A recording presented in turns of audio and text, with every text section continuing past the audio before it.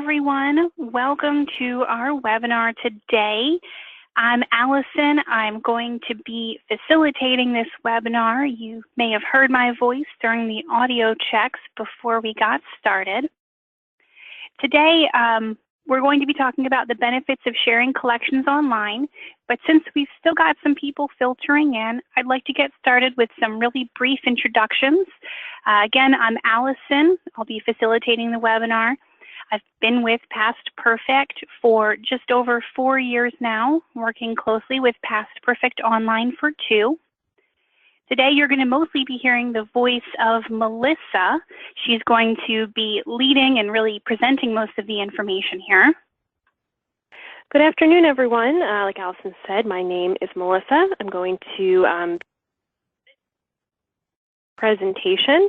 I've been with PastPerfect for 6 years, working with PastPerfect Online for 3, and I'm really excited to talk with you guys today. Great, thanks, Melissa. And we also have Brian here. He'll be helping out. Brian, would you like to introduce yourself?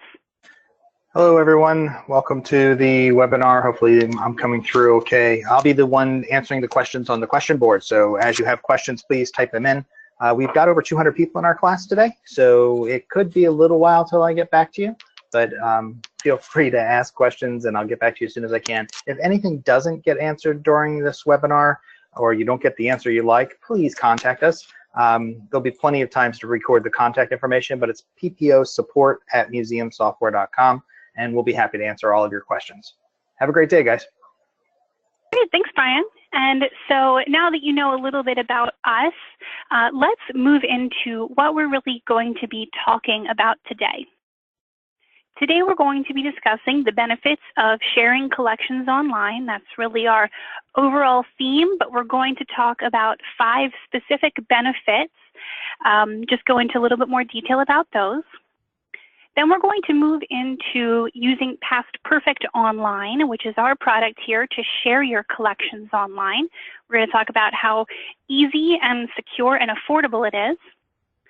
We'll move into using social media to reach a wider audience. We're going to talk about 2 specific examples of organizations using PastPerfect Online and how they shared it with social media. It really got a great reaction.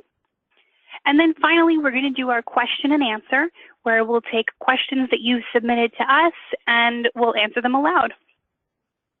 Now, I do see that we do have people attending the webinar today that already own PastPerfect Online. We're really excited to have you here.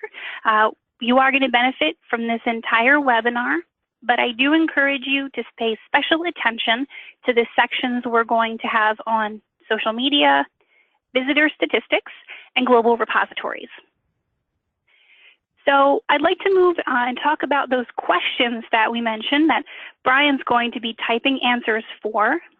In the GoToWebinar, you can submit questions just like you see in the screenshot on the screen right now. So submit your questions here. Brian's going to be typing answers throughout the webinar to you using this chat window. If we feel everyone's going to benefit from your question, I'll put Melissa on the spot. I'll have her answer it live, and we may also save it for the Q&A session later where we'll have a little bit more time to address it. If you do have any questions that aren't addressed during the webinar or during our Q&A session, just email us after class at pposupport@museumsoftware.com. That's that same email address Brian mentioned earlier. And just like he said, we are going to show it a couple more times. So if you don't have time to write it down now, we are going to just repeat it a few more times here. And then finally, just a couple quick technical notes before I pass this over to Melissa. If at any point during the webinar we get disconnected, please just wait for a minute or 2 and see if the presentation comes back. If you get disconnected, just click the link in your email to try to rejoin the webinar. And if the connection is still down after a period of time, just watch your email. We'll send out either a link to a recording of the webinar or a time for when that webinar will be rescheduled. So now that we've got our housekeeping out of the way, I'm going to pass it over to Melissa to get started. All right. Good afternoon, everyone. Again, my name is Melissa. I'm excited to be talking with you this afternoon. about the benefits of sharing collections online. We want to get started with these two quotes. They're from the Smithsonian, and we felt that they really reflected the main topics that we are going to cover with you today. They discuss the idea of bringing collections to the masses by increasing the capacity of individuals to engage. We feel that that's one of the key components of the benefits to sharing collections online, that you're increasing the ability for people to reach you and for you to reach them. This also connects with the idea of serving the public and researchers. Many museum missions involve making knowledge accessible, both preserving the knowledge, but also making it available to the public. Having your collections online is a whole new way for you to reach that audience. And another quote we pulled from these is building bridges among cultural institutions. Once your collections are online, you're able to join your museums with others and have your collections be shared alongside others across the country or even across the world. So we felt that these two quotes were kind of just a preview of some of the things that we were going to be talking about during this webinar today. So before we get too far into it, I do just want to do a quick poll. We want to know where you guys stand with the percentage of your collections that you're sharing online. So I have that poll up on the screen now, and we'd like you to pick what best fits your situation. So we're asking you what percentage of your collections you're sharing, and even if you're sharing things, on Facebook or on Twitter, that absolutely counts. So really, in any capacity here, think about where you're at, and you can pick kind of that appropriate response. Either you're not yet sharing collections online, you're sharing less than 25%, you're kind of in that middle range of 25 to 75%, or perhaps you're up to more than 75% of your collection. So we will leave this up for just another few seconds to give some more people time to respond, and then we will show the results.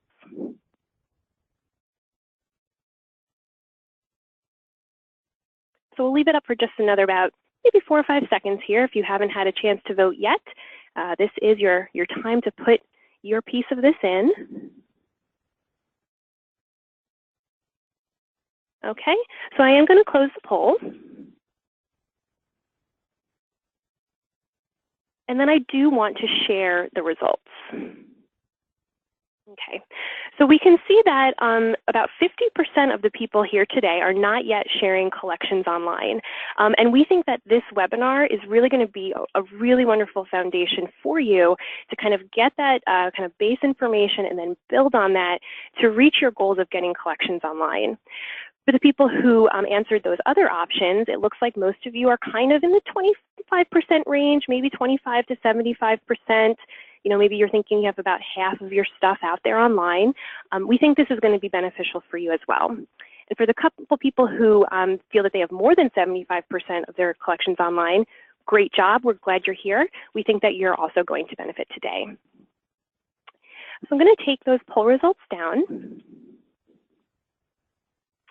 And what we're going to do now is kind of talk about the 5 key points that we've identified, the 5 key benefits to sharing collections online. I'm just going to go through them very briefly one by one, and then we will spend time on each. So the first benefit we have is maximizing your resources.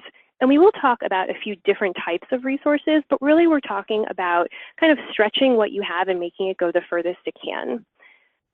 Next, we have interacting with online visitors.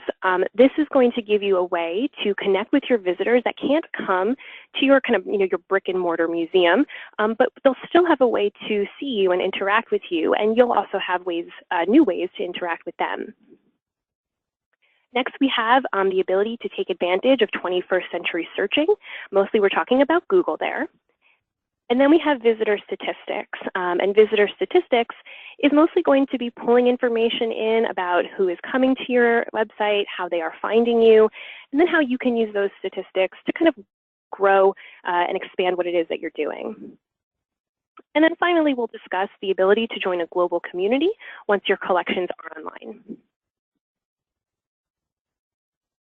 So let's begin with our first benefit of maximizing resources. So the first thing we're talking about here is time. You are a busy person. You already have a long to-do list, and I'm sure you don't want to add more to it. By having your collections online, your visitors are able to do some of the legwork research that you may have had to do for them in the past. You do the job once by digitizing your items and publishing them online, and then you let visitors do the research online and contact you with a good idea of what they already need. This saves you time from having to do that research for them. We're really talking here about kind of a self-serve research option. In addition to time, space is also a very valuable resource for all museums. Most museums use less than 50% of their space for exhibiting items. This can lead to the majority of your collection staying unseen in storage. With online collections, you can share items that haven't seen the light of day in possibly years. You can also think about any fragile items you have, items that have environmental restrictions, things that may not be capable of being out on display, but you can get a nice, good quality digital image, get that out online, and then people will have the opportunity to interact with that item. So we know that most organizations are using less than 50% of their space for exhibiting items, but how far does that space actually stretch? Well, what we can see is that large organizations, even organizations with large budgets, are really only displaying a small percent of their items. What we have on the screen, we can kind of see that between 2 and 8% of collection items are being shared by these large organizations with very robust resources, budgets, staff time, things like that. And even these organizations are sharing just a small percentage of their items. But if you have collections online, you're not going to be limited by the space you have. You can share up to 100% of your collections online versus the 2, maybe 3, 4, or 8% that even these large places can display. And next, we're going to talk about access. With your collections online, you can be open to the world 24/7. You may have limited hours. We even know of some organizations that are completely closed in the winter. If your collections are online, though, visitors will have access to your collections even when your doors are not open. Having an online presence will also give access to people across the globe who may never otherwise have made it to your location. So the next benefit we want to discuss is the ability to interact with online visitors. And what we're really discussing here is social media. We're more connected to the internet now than ever before, and that's a trend that seems like it's just going to continue on. On average, people spend 5 hours every day using mobile devices. You should take advantage of this by getting your collections online. People already live so much of their life online, you should meet them there and share your collections in that way. Once your items are online, you can easily share them using existing social media platforms like Facebook and Twitter, communities that you're probably already cultivating. You already have a connection with these people through your Facebook page, through your Instagram account, through Twitter, whatever it may be. So you should use those communities that you've already built to connect your visitors and your followers with your collections. If you share something with your followers, and they share something with their followers, and so on, before you know it, your collection is reaching brand new audiences, people who may never have otherwise heard of you. You can do more structured activities in this way, such as crowdsourcing for help identifying items, archival transcriptions, or you can do more casual things just to kind of build engagement. I'm sure you've seen it on your Facebook walls, what is it Wednesday, Throwback Thursday, things like that. We will show 2 examples later in this webinar of museums who are specifically using Facebook to really great success.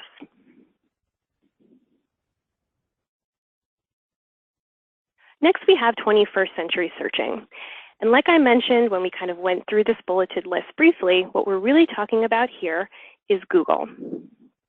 So every minute, this is every single minute, there are 2.3 million searches done on Google, which I think is a staggering statistic. If your collections aren't online, though, you won't benefit from all this searching. The only way you and your collections can be in these search results is if they're online to be found. These 2.3 million searches are being done by people all over the world, even people who have never heard of you. You have to remember, people who know about you are already going to know your website. They may know to Google you if they want to find out your hours or something along those lines. But what about the people who have never heard of you? They can find you too, as long as you're online to be found. The first step is you have to be out there so people can find you. For researchers as well, the first stop is often Google.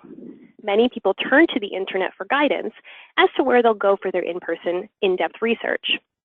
If your items are returned in their Google search, they're more likely to consider visiting you in person to see what else you have. So I want to look at some numbers here. And what we see on the screen is where all traffic to PastPerfect Online sites came from in 2017. I'm going to start with the smallest piece of this pie and then kind of work my way up. So the smallest piece of this pie is 24%. It's that green section that's called direct. And this is people who are coming directly to your page. So they're typing in your web address or they're using a bookmark that they've previously created. So you have to think, well, how are they finding this web address? They have to know about it somehow. And it may be that you've included it on a pamphlet or your business card or something along those lines. Or it could be that they've found your site through the other two pieces of this pie, referrals and searches. So let's take those one by one. First, we have referrals. That's the blue section of 36%. This would be if you're linking to your site from another place. So an example would be on your main page. You might have something that says, click here to view our online collections. That would be an example of a referral. Another example would be if you post something on your Facebook page or one of your followers posts something on their Facebook page. And then finally, our largest piece of this pie, the yellow section, 40%, is searching. This means that 40% of the people who came to PastPerfect Online sites in 2017 came there through a search, mostly through a Google search. Some of those people may have already known about the PastPerfect Online sites that they visited. However, most of them probably did not. They probably did some type of Google search for something that was interesting to them. A PastPerfect Online site came up as a result, and then they went to the page. They may never have heard of the museum unless they did that Google search and found the collection item. So these numbers, the numbers that we see on our pie chart here, they're pulled from Google Analytics. And that really leads us nicely into our next benefit of sharing collections online, which is visitor statistics. So using visitor statistics is a way for you to track information about your site. We've heard of people using it to report to the board to kind of show progress, or also to use that information to get grants. So I want to show you Google Analytics. And this is a product by Google. And it lets you really get information about your page. So this is a Google Analytics site that we have set up for one of our sample PastPerfect Online pages. This is called the dashboard, which has tons of information which we've customized.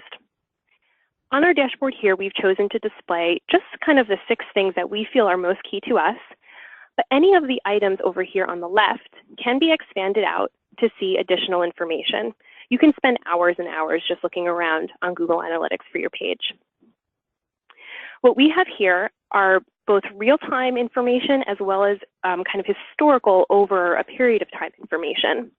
So first we have our active users right now. So we can see that right now there are 9 users on our site. And if we look over to the right side of the screen, we can see the pages that they're on. There are only 8 things listed here because one of our pages, our home page, has 2 people visiting it. So we know there are 9 people on our site, and we can see kind of it changing in real time the parts of our page that they're on. We can see over time, and this is set for the month of January, I can customize that date range, that over time of the past month, we've had 1,304 visitors. We can kind of see on our map here where they've originated from where these blue dots are bigger and darker. That's where we have more traffic. But we can see we have dots really scattered throughout the country.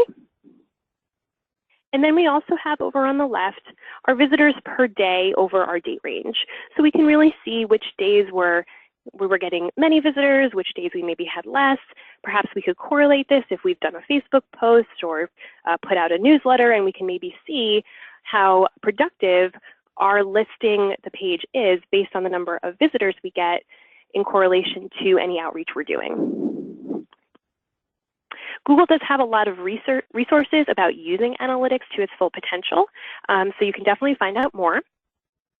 And if you do already have PastPerfect Online, if you're one of the people in our webinar today who has PastPerfect Online already, you should definitely consider adding Google Analytics to your site if you don't already have it. Now's a really great time to consider that because we're only 2 weeks into the new year. So if you add Google Analytics now, by this time next year, you're going to have a full year's worth of information almost. And again, that's great for reporting to the board, getting grants, or even just for yourself to kind of see how your hard work is paying off. So I'm going to bring us back to our presentation now so we can get into discussing the next main benefit to getting your collections online. And that is the ability to join a global community. Once your collections are online, you can share your items with regional, statewide, or national repositories. This gives your collection even more publicity and helps more people to find you. We suggest you start by looking at local, either regional or statewide repositories, as they are often hubs for larger repositories like DPLA. If you aren't sure where to start, you can consider contacting your state historical society. They may have more information about how to get your data into these statewide repositories and then eventually into a national repository like DPLA. So we're going to look at a specific example of this in case you're not quite familiar. We can kind of show you and walk you through. So we're going to start here, and this is a record on Indiana Album. Now, Indiana Album is a PastPerfect Online client. This is their PastPerfect Online site. And what they have is a record for the Lucky Steer restaurant. We can see that they have an image, as well as some text, some data about the item. So Indiana Album, they got PastPerfect Online, they uploaded their collection, and this item is just one of those. From there, they contacted Indiana Memory, which is a statewide repository. Indiana Memory collects information from museums and historical societies across the state of Indiana. And we can see they took in this record for the Lucky Steer restaurant sign. We see the same image displaying, as well as some of the data from the previous screen. Now, Indiana Memory, they filter into DPLA.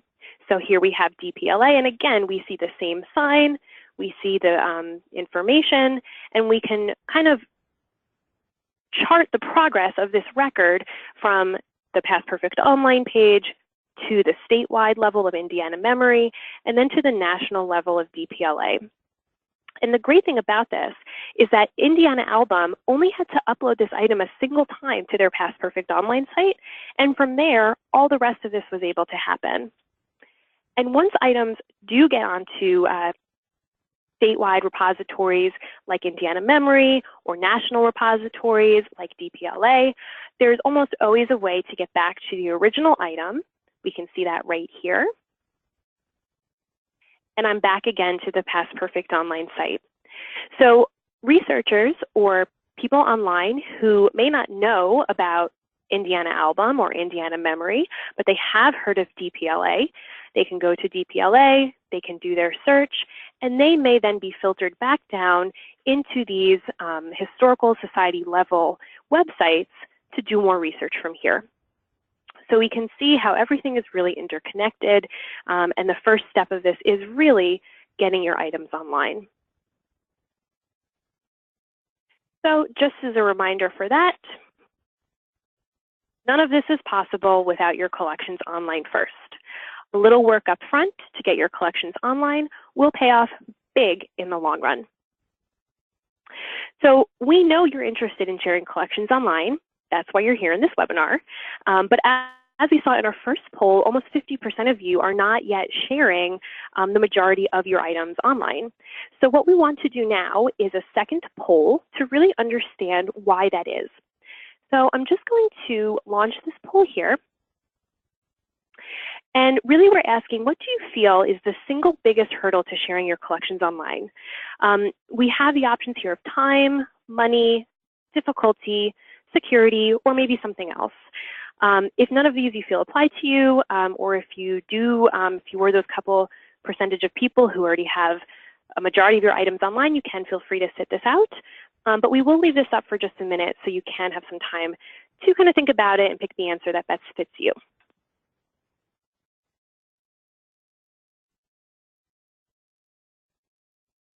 All right, we're going to leave it up for about another 10 seconds to give you guys some more time to answer.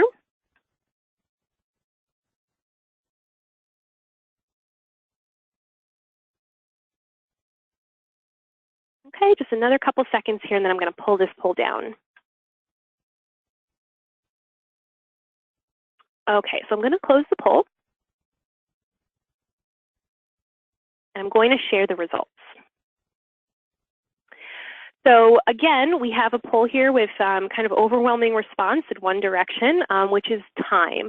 A lot of you feel that time is the biggest hurdle to getting your collections online. This is followed by finances, by money, and then we have kind of difficulty, security, and other, all kind of in the same range there. But really, time is the overall winner here for what most of you are feeling is your biggest hurdle to getting things online. So I'm going to hide the poll results so we can kind of move on to the next part of our webinar here, which is talking about how to actually get collections online. And we do hope that this will kind of help address some of those hurdles, the time, the money, the difficulty, and security issues that you just thought about and selected in the poll. So what we're going to do is we're going to spend time talking about PastPerfect Online, which is our way to share collections online. You already use PastPerfect for your data entry for your collections items, so transitioning to PastPerfect Online is going to be a very easy option for you. So we're going to talk just briefly how it works. For those of you who do want to learn more, we do have a recording to a previous webinar we hosted that goes more in depth of discussing PastPerfect Online, kind of the ins and outs of it, which you can find on our YouTube page. If you do have trouble finding that after class today, you can email us and we'll be happy to send you the link. Okay, so what is PastPerfect Online? Well, it started in 2005 to help organizations share their PastPerfect data in an affordable, easy, and efficient way. In 2015, PastPerfect Online was completely revamped to have a more modern look, new search capabilities, simpler ways to customize the site, and, very importantly, quicker upload times. So how does PastPerfect Online work? Well, I'm going to bring open my PastPerfect program. And the way PastPerfect Online works is that you're going to use this interface for PastPerfect that you're already familiar with to select the items you want to share. I'm going to go into Objects and just show you how quick and easy it is to select a single item to go online. So I have my flour sifter here, and it is not yet marked to be shared online. So what I will do is I will click on Edit, and at the bottom of the screen, place a check in the Include in Web Export checkbox, and then go back up to my navigation bar and press Save. And I've now selected this individual item to go online. The thing that's really great about being able to select records individually is that you are in total control. You get to decide if a record is web ready, and if it is, you can mark it to go online, and if it's not, then it does not have to be shared until you feel that it is in a state of being ready to go out there for the public to see. Now, this is a wonderful way to select items, as I said, if you kind of want to go through them and decide if the item is ready. But if you know that you have a group of items with something in common and they're all ready to go online, doing it this way would take far too long. So in that case, in the case of having a group of items that are ready, we would suggest that you run a query, and then you can mark all the query results to go online. You would do this query just like if you were doing research in your program for anything else, and then you just use a single button to mark the records to go onto your site. Once you have selected the records to go online, either individually or through that query, you can go into the PastPerfect Online Web Publishing Wizard. This is a guided process. It's very simple, and once you set it up the first time, your selections will stay in place. So again, it's very quick because you only have to do the work once to make your selections, and then they will, again, stay in place the next time you need to update your site. We have different tabs for the different catalog types. And you can select different fields for different record types. For example, a field for library may not make much sense for objects, so you're in control of which fields are shared for which record type. And to select a field to go online, it is very simple. You just find the field you want, double-click on it, and now it's been selected to be shared. If you want to change the order of the field, you can just click on it, drag it where you want it, and then let it go. Very simple, very easy.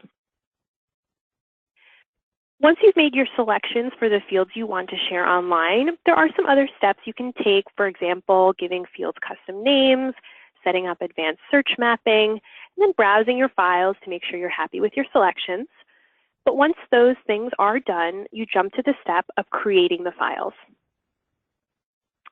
What this is going to do, it's going to look for any item that has a check in the Include in Web Export checkbox, and it's going to create a web-friendly version of that file to upload to our servers. This is a very quick process.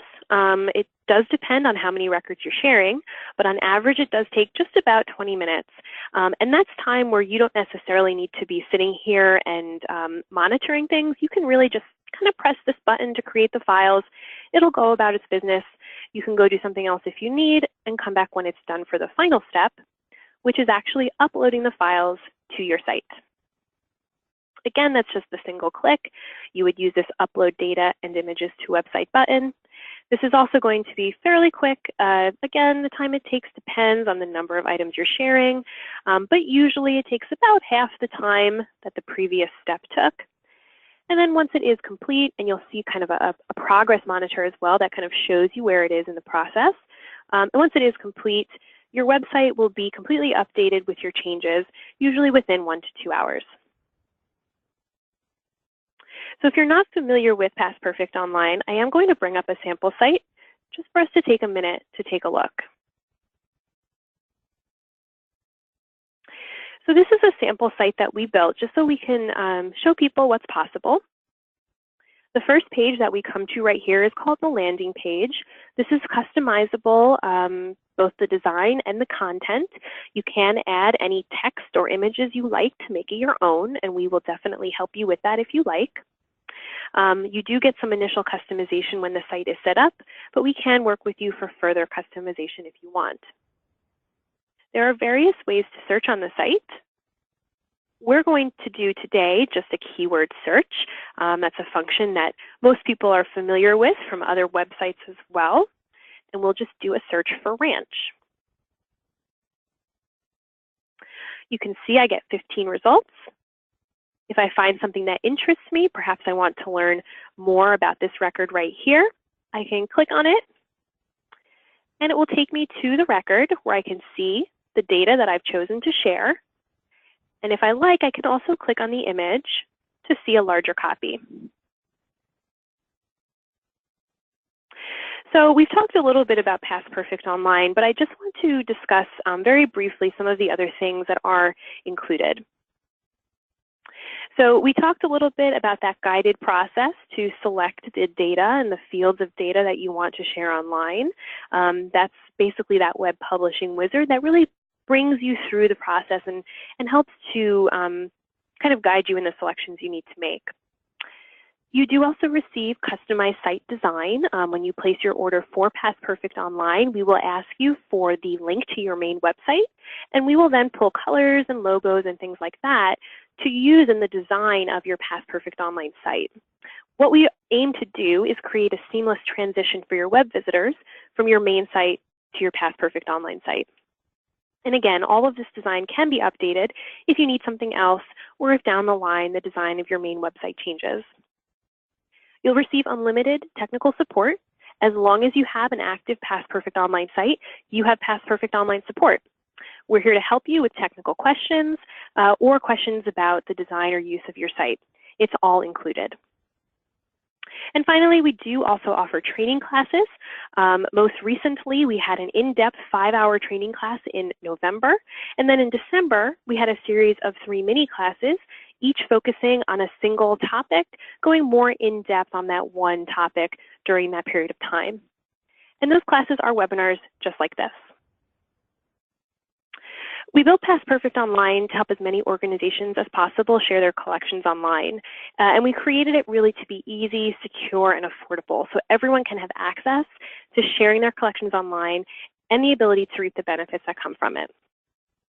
So now that we've discussed PastPerfect Online briefly, we do want to show you, as we promised earlier, 2 examples of museums who used Facebook in conjunction with their PastPerfect Online site to boost their online presence.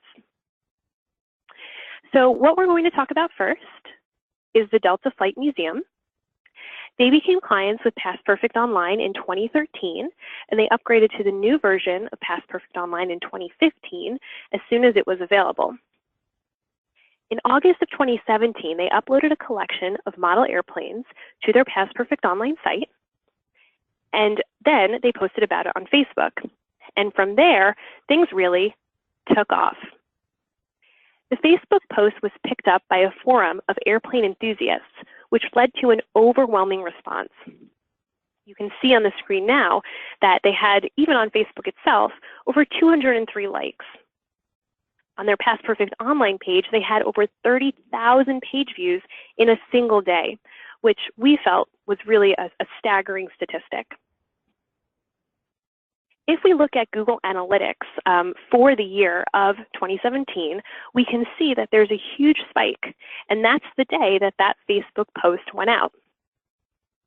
So we can really see here, we really like this graph because it really shows you visually the impact that a single Facebook post can have if your collections are out there and you're sharing them with the public.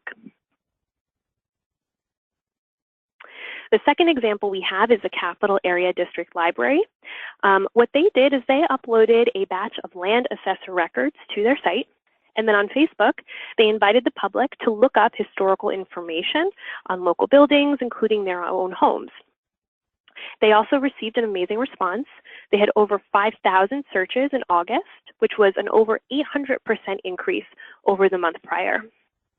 They did also receive requests to be featured in local papers, news sites, and radio stations as well. So again, just another example of how a single Facebook post connecting back to their PastPerfect Online site reached thousands of new people who may never otherwise have visited their site or looked through their collections otherwise. Hey, Melissa, really quick, before we move on to the next topic, we had a question from Kyle asking about watermarking images. So heading back to the collections and the records that you're sharing online, asking whether watermarking your images is something that they have to do or if it's something that's included with the online package. So that is a really great question. We can definitely talk about watermarking the images. I can just jump back to PastPerfect real quick right now to do that. And watermarking the images for online is something that's built into the wizard. It's on the step to create the web publishing files. It's just a little checkbox. And if you check that box, all of the images for your website will be automatically watermarked. And again, it's just the online copies of the images. The images in your actual PastPerfect database will not be impacted by this. And to show you an example of what that looks like, we can go back to our sample site. This is that same record we did a search for before. And if I click on the image, you can see that there's a watermark up here at the top. You do have the option to decide the location of the watermark. It can go at the top, across the middle, or down at the bottom. And also the opacity of the watermark. So this one's fairly faint, but you can have it a little bit darker if you choose, or even a little bit lighter if that's what you want. So yes, the images can be watermarked, and it is an automated process that the PastPerfect Online Wizard will guide you through. Fantastic, thank you, and thanks for the question, Kyle. And I do just have one more really quick from Christine about sharing records online, talking about the images as well. Christine wants to know if you can share a record online that doesn't actually include a photo of the item. Yes, you absolutely can. Basically, what will happen is that this information here, the text, will just take up the full width of the page. And on the search results screen, so if I just do another keyword search here for ranch again, Instead of the thumbnail displaying right over here, there will be a placeholder of your choosing. So you can upload maybe a version of your logo or something that says no image available. If you don't upload something specific to your organization, we do have a default placeholder that we can put in place for you. So yes, it is absolutely possible to upload records to your site, even if you don't have an image attached to the record in PastPerfect. Perfect, thanks. And thanks again, Christine, for your question. Okay, so just as a brief review, sharing collections online will benefit not only your staff by maximizing your resources, but it will also benefit the general public by making your collections more widely available for them to find and research.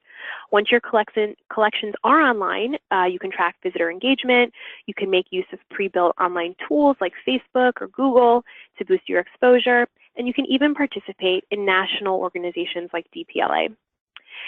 We really do feel that sharing collections online is for organizations of all specialties and all sizes, including you.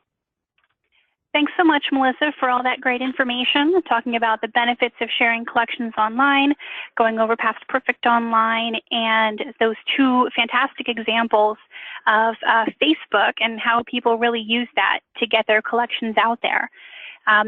We reviewed a lot of information here in a short period of time, so we're just going to take a really quick, just 1 or 2 minute break here. I'm going to give Melissa a chance to catch her breath and give you guys some time to submit the questions that you've got. We do have a lot of great ones that we know we definitely want to address for the Q&A, so we're going to keep working through sorting your questions and get our answers ready for you. If you do have to head out now, we do understand. Just keep an eye out for a follow-up email with a survey about today's webinar, and there'll be a link to the recording of today's webinar as well. So again, we're just going to do 1 or 2 minutes of quiet right now, and then we'll come back for our question and answer session.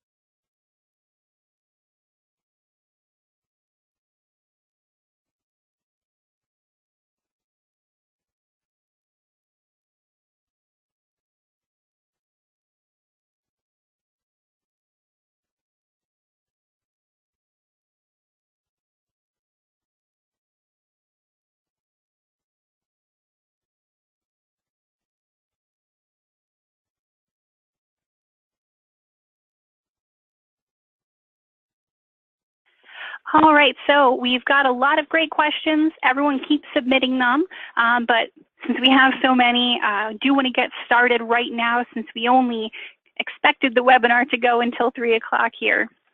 So the first question that we've got is actually asking where to get more information on PastPerfect Online. And I'm going to bring up, it's actually the PastPerfect Online product page on our website, museumsoftware.com/pponline. You can also just get to this by going to our website and looking at the products and services up here at the top.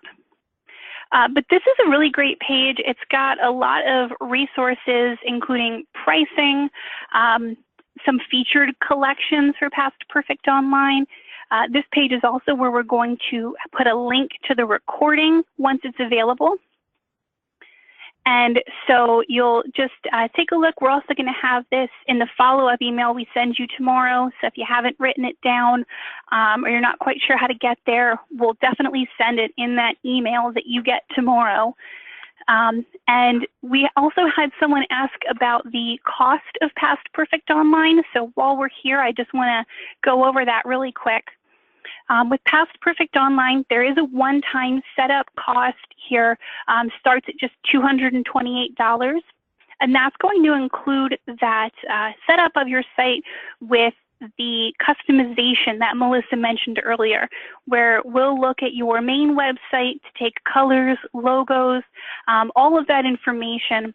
And our goal when setting up your PastPerfect Online site is to make that transition for your web visitors as seamless as possible.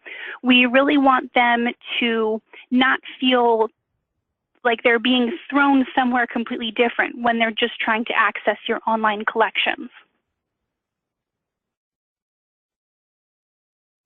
So the next question that we've got here, asking actually about something that Melissa showed on our sample site, and let me bring that up again here really quick.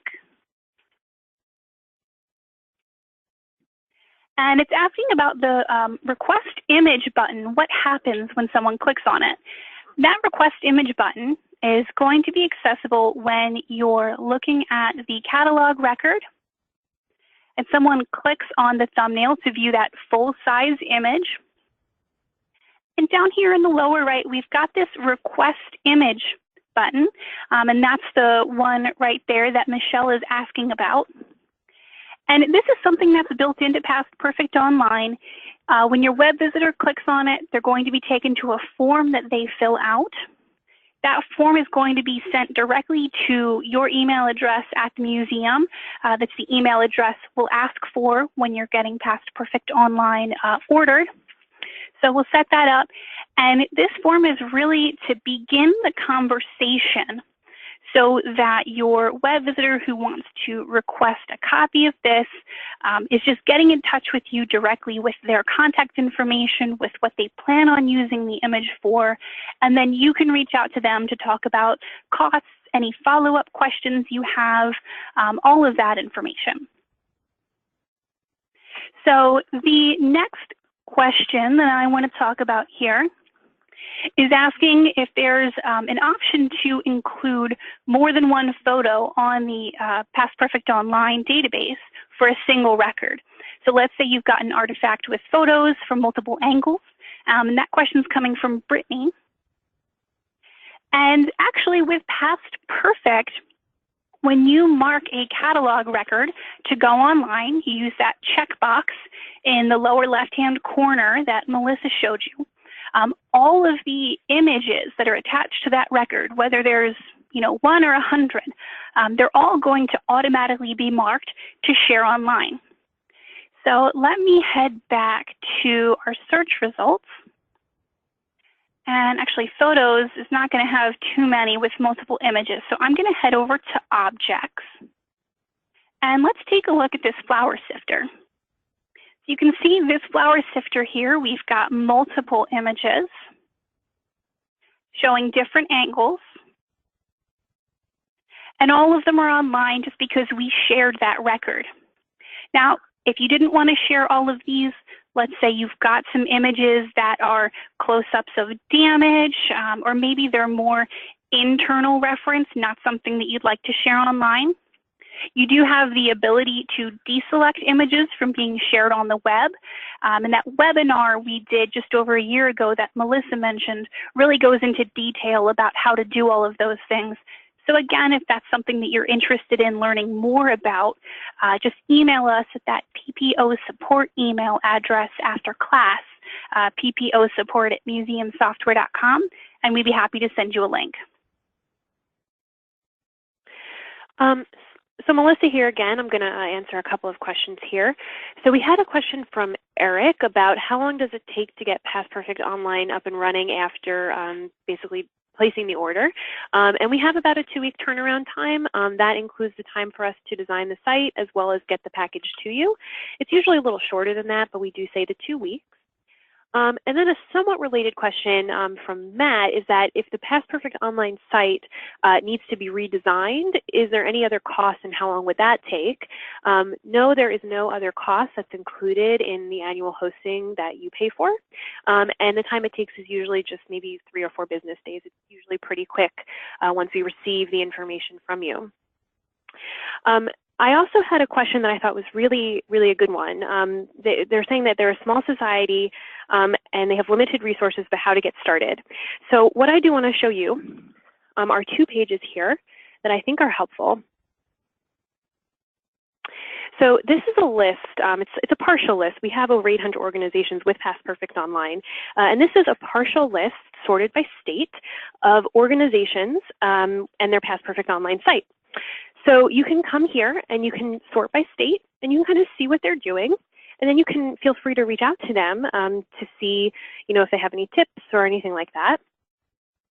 We also have a client list just for PastPerfect clients in general, not specific to PastPerfect Online, which is also sorted by state. We have here for Pennsylvania, but you can, sort by any state you like.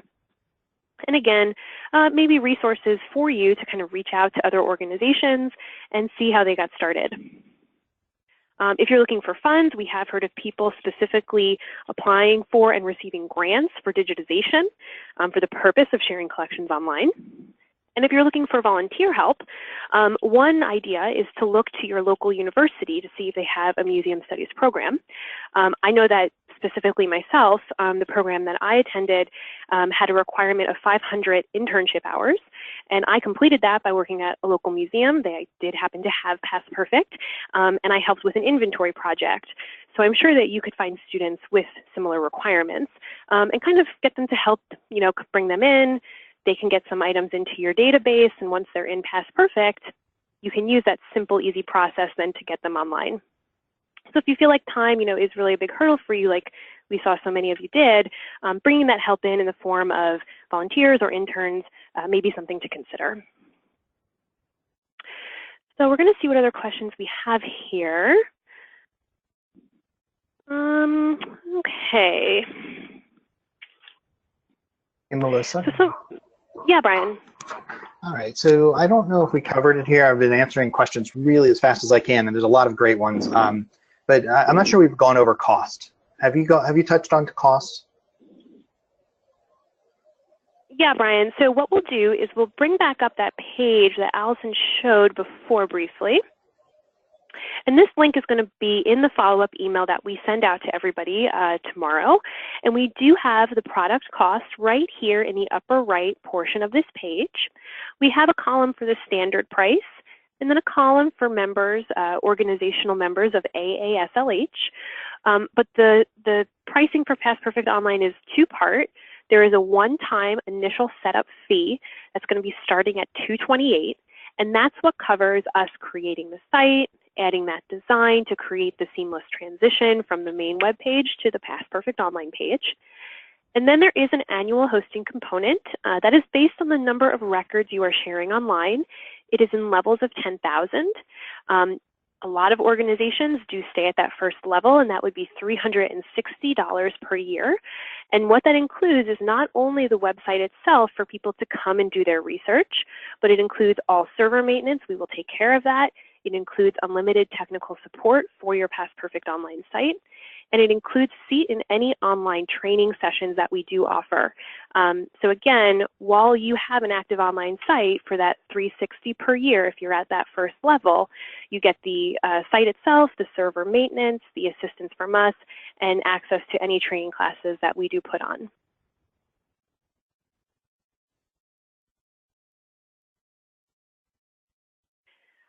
So someone here, I think, wants us just to briefly review how to actually get the records online. So I'm going to go back to our PastPerfect program. And I'm going to go back to an individual record.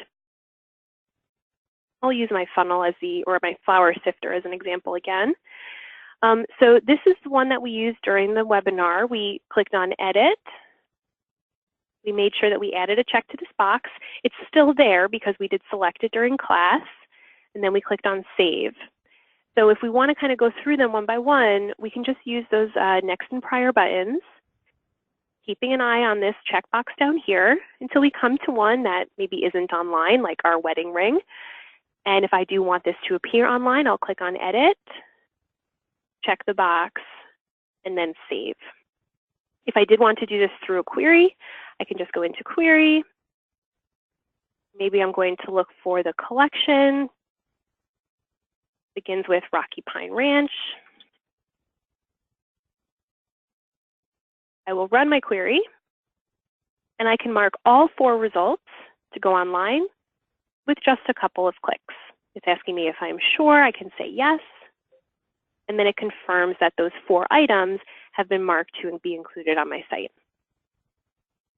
Hey, Melissa, we've got another question here asking about, once you put your records online, if you make changes in PastPerfect, can you get those changes online, or are you stuck with what you've uploaded? So you're never stuck with what you uploaded. You can update your site as often as you need.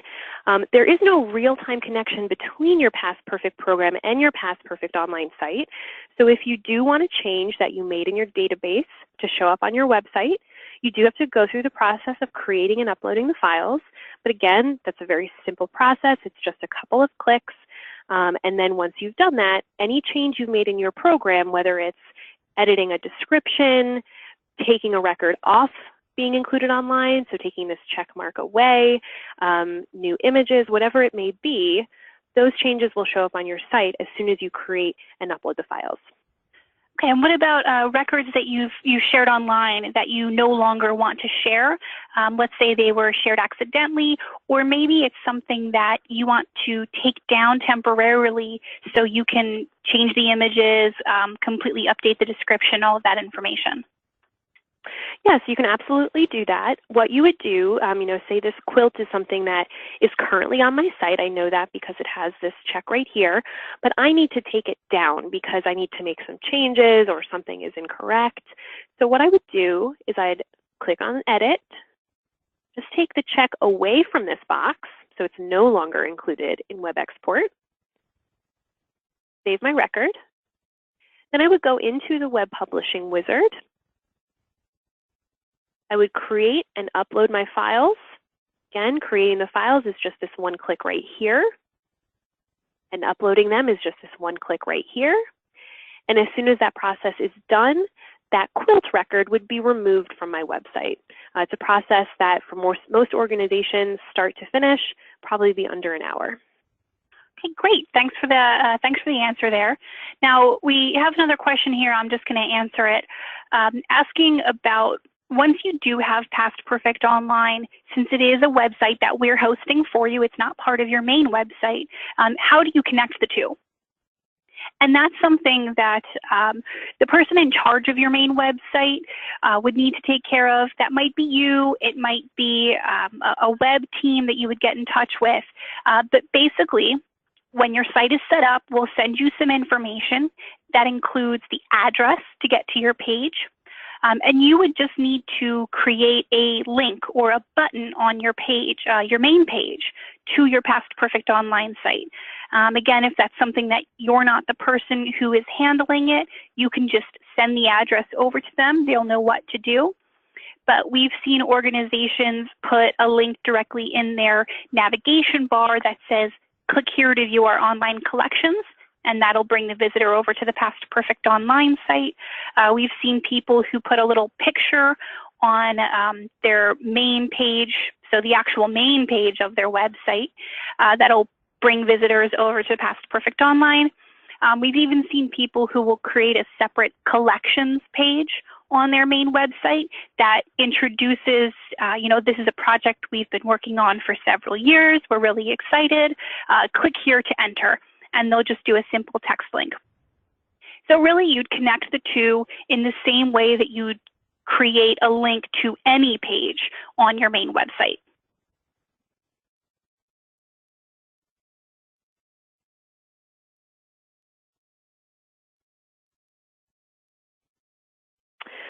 Okay, so we did kind of briefly review this, but I just want to go over it one more time because we had some more questions about it, and that is the option of protecting online images.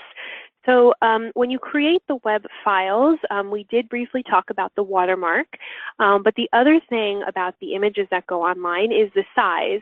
So you can see that there are 4 size options here, 450 pixels up to 1200 pixels. That will be the longest side of the image. Those sizes are considered web-friendly, which means they're going to look really great on a computer screen. But if someone did try to kind of blow them up for any type of publication or personal use, they may start to not look as good. So we've decided for PastPerfect Online to only allow images of that certain size to help protect your images, because we really want people, if they want a copy of your image, we want them to use that image request button that Allison showed you earlier to contact you and go through the proper channels to get that image, whether it's a source of kind of funds for you, or it's more of just an issue with the security of your images and you want to kind of be in control of how they are used. We do have these different image sizes to kind of help protect your images. And what we're really looking at here, if we go back to our site, is this image here, the larger copy. The thumbnails are always going to be these smaller versions, but those size options, the 450 to the 1200 pixels, is referring to this larger copy once you click on the thumbnail to see that larger version, the larger, potentially watermarked version of the image.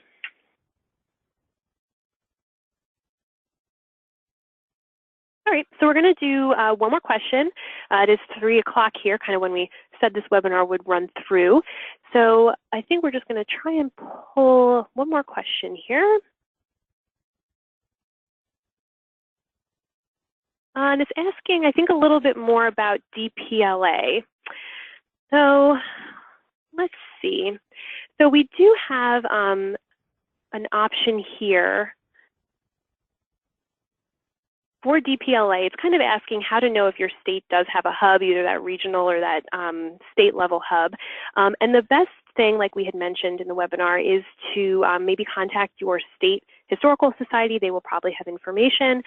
Or you can go to DPLA's website, and they should have information as well. If you just go to their homepage, which you can see it's right up here, dp.la.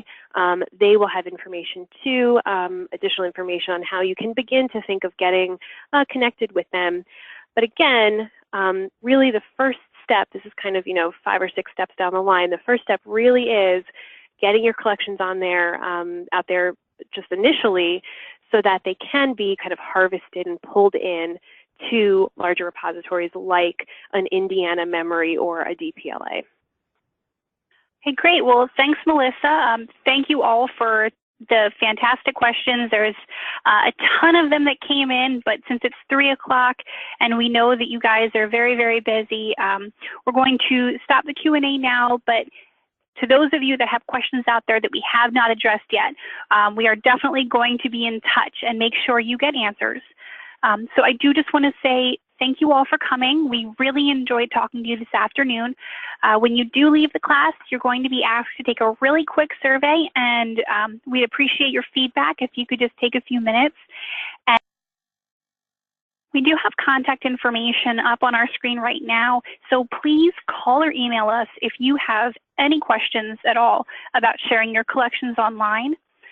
Don't forget that PastPerfect Online product page listed at the bottom here, museumsoftware.com/pponline. It's going to have more information, and the recording for it will be posted there as well. The address is on the bottom of the screen, but again, it is going to be included in the follow-up email that we're sending you tomorrow. So thank you again so much for coming. We're really glad you're interested in getting your collections online, and we hope this has given you a few great steps to get started. Hey, Allison. Before we go, I know that there are a lot of questions that are online, and my typing is not as fast as it should be. We're not going to close down the webinar right away, so I'm going to continue typing in answers. So if you're sort of waiting for an answer to come, just stick with us for a little while and wait for that answer to come across. So we'll probably extend it out here to about 3:15. I'll try to get to as many of these as I can. And if there's anything we missed, please don't hesitate to reach out to contact us. Again, that's PPO support at museumsoftware.com.